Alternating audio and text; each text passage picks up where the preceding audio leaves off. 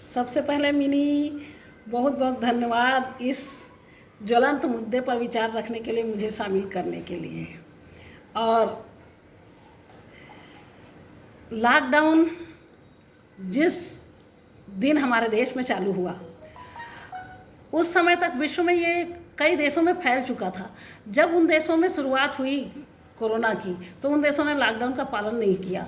इसका भयावह परिणाम उन देशों का सबके सामने है कि अमेरिका, इटली, फ्रांस की क्या कंडीशन है। भारत में लॉकडाउन हो जाने के कारण ही हमारे देश में इतना सघन बड़ी जनसंख्या होने के बावजूद कोरोना मरीजों की संख्या तुलनात्मक रूप से बहुत कम है और मौतें भी बहुत कम हैं। प्राथमिक स्टेज में बहुत मरीज हैं, परंतु अंतिम स्टेज के मरीज बहुत कम हैं। इसलिए हर दृष्टि से लॉकडाउन बहुत सही निर्णय रहा।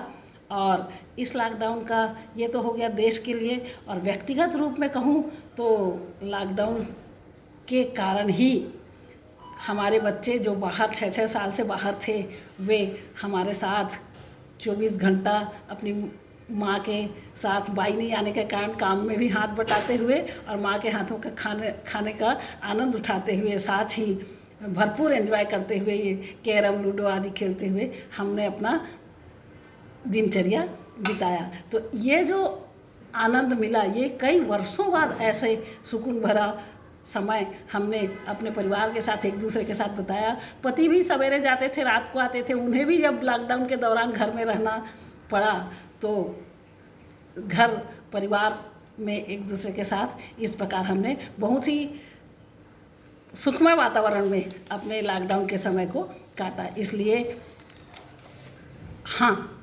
अर्थव्यवस्था को नुकसान हुआ, ये तो पूरे विश्व में नुकसान हुआ, क्योंकि आर्थिक गतिविधियां ही रुक गई थी, तो अर्थव्यवस्था को तो नुकसान होना ही था।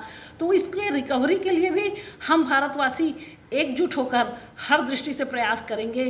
अब हमें कोरोना के साथ ही जीना है, कोरोना से बचते हुए, और अपने देश को आगे बढ़ाने के लिए परिश्रम भी करना है। रही बात श्रमिकों की, तो उनके लिए अच्छे से अच्छे बनाए जाने चाहिए रोजगार पर कार्यक्रम, ताकि उन्हें जहां है वहीं अधिक से अधिक रोजगार मिल सके और उन्हें अपनी जीविका आराम से जीवन यापन करते बने। धन्यवाद।